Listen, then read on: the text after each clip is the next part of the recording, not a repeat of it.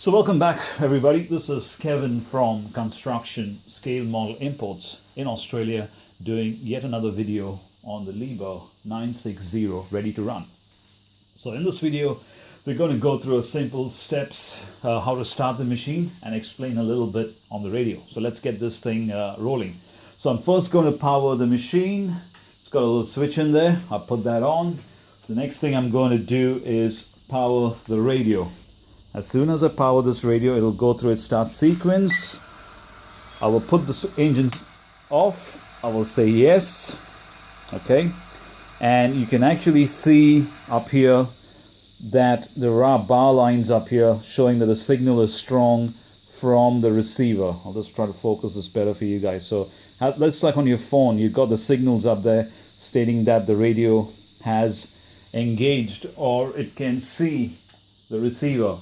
If I put that off, you will now see, let it come into focus, just bear with me.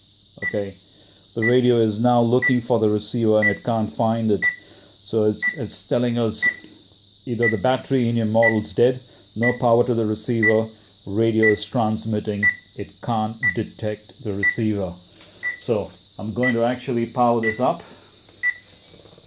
And there you go. The status has now changed. We got strong signal from the receiver to the radio. Now, it's also very important if you power the machine and the radio and the machine's not working, you need to check your switches, maybe the slides, the joystick trims, or the slide switches at the side, because if these are not at a zero position, the radio will not talk and the machine will not start. I mean, the radio will talk, but the machine will not start. You will not have any hydraulics. Now, next thing, let's go to the functions of what we have on the radio. So just bear with me. I'll bring this a little bit closer so you can see what I'm trying to show you. Okay, so bear with me with the shakes. Sorry about that. Okay. Now, there's two toggle switches up here on this particular radio, number 3 and number 6. How we have set this one up is number 3, the smaller toggle. I'll bring it closer so you can see the length of the toggle switches. The smaller toggle is for the beacon. Number 6, the bigger toggle, is for the work lights. So let me see. Okay, if you can see the beacon. I'm going to now switch the beacon on by going down and going up. But you need to go quickly. There you go. So that brings the beacon on. So I'm going to put it off. Sure you can see the beacon. Let me just see. Okay, there is a beacon up here. It's been hidden behind the grill, but I'm sure you can see it. So I'm going to put it off. So to put it on, quickly up and leave it up there, and it's on. So that's the beacon on the smaller toggle. The function's still the same, how you start these switches.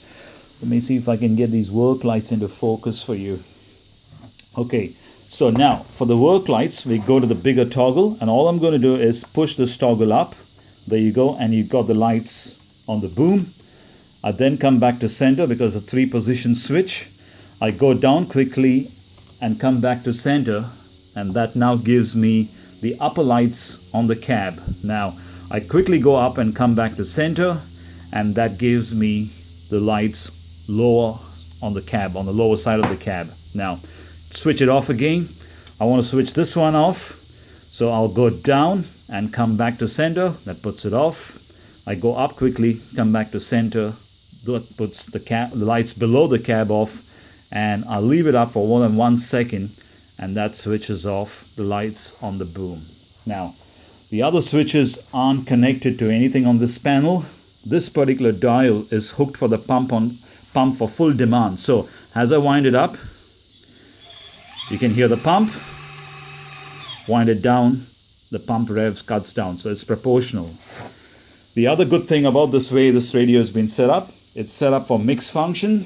So the hydraulic pump is mixed with all the hydraulics on demand. And I will show you what that means. So let's try to bring the radio. So as I move the joystick, the pump will kick in and give us pressure for the function that we desire. For example, watch what happens when I pull the joystick down.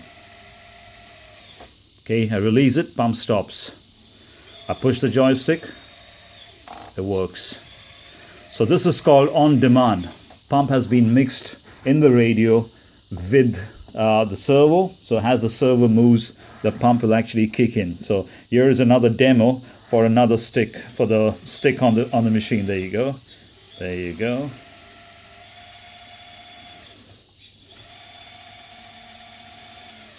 Okay, so that's basically on demand. As you move the stick, the pump kicks in, you release the stick, the pump stops. Now, going to the next function on the radio is the slides. I'll see if I can actually show you. So obviously the two slides are for the two tracks. Here you'll be able to see. I'm just trying to squeeze everything into the screen. So, okay, I think this will be a little bit better. I'm going to move one set of tracks. Okay, there you go. Then I have another set of tracks here.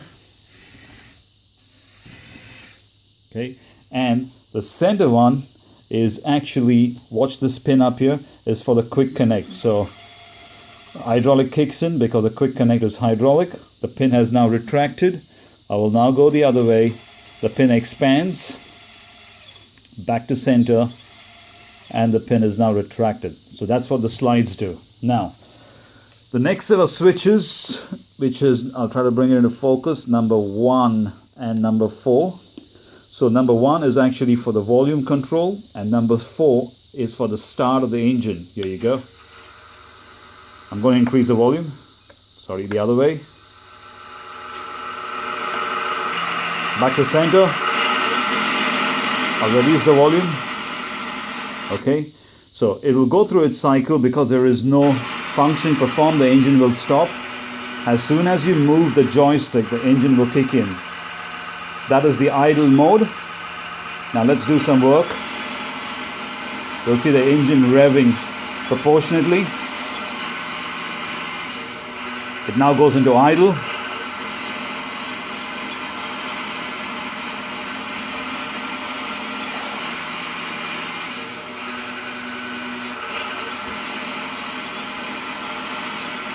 So the sound is pretty much proportional depending upon what you're doing.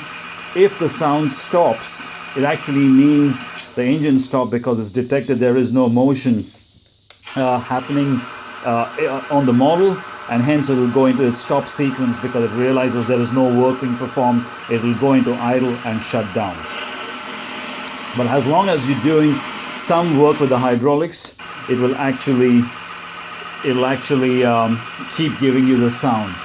Now, I think it'll go through its sequence. There you go. And the engine has now stopped. So, radio has been powered off. I'll bring this a little bit closer. And, oh yeah, I'll just explain one more item on this thing. So, the auxiliary lines are connected by two sliders on either side. Left slider, left auxiliary lines, right slider, right auxiliary lines. The tooling must be connected, both the hoses from the tooling, to the same side of the auxiliary lines because one is in, one is out. Same on the other side, one is in, one is out. You cannot connect two lines from one tooling, one to this side and one to the other side. They must stay on the same side of the stick or the boom. And as you move this valves, it doesn't matter which way you can connect the lines from each tooling either way. It doesn't really matter. I will show you that in the next video. But as far as this video goes, that's all we have. Once again, thank you very much for watching. Keep those questions coming. And if you have any more questions, you can also email us. It's info@csmi.com.au. This is Kevin from Construction Scale Model Imports in Australia, doing yet another video on the LIEBHERR Ready to Run 960 Advanced Model. Thank you for watching.